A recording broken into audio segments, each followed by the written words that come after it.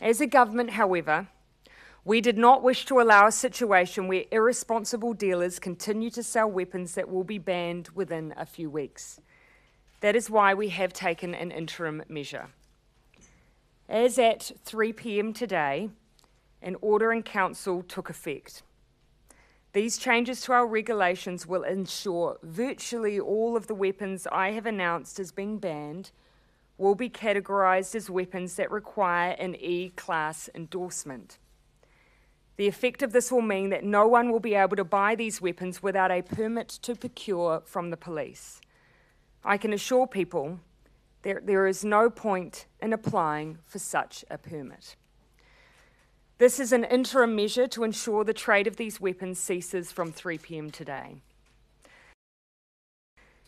As a government, we acknowledge that there will be gun owners who have legitimately purchased weapons we have now moved to ban. Some, for instance, will use them for large-scale culling, such as DOC.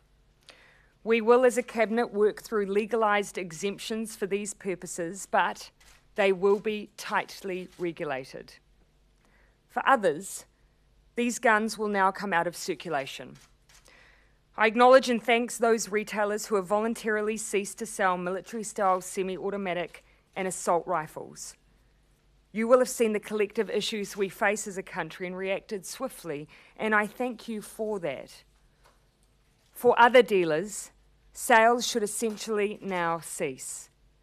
My expectation is that these weapons will be returned to your suppliers and never enter into the New Zealand market again.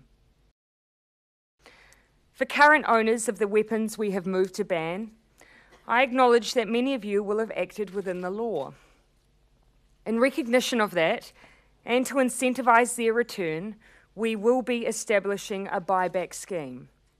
The details of this scheme are being developed in parallel to the drafting of the legislation to enforce the ban.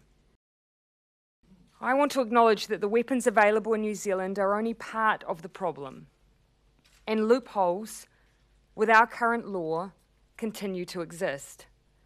On Monday, Cabinet will receive and consider further amendment to our gun laws.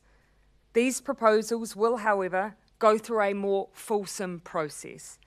But be assured, this is just the beginning of the work we need to do. We do have guns in New Zealand that are used for legitimate purposes by responsible owners every single day, and that includes our rural community.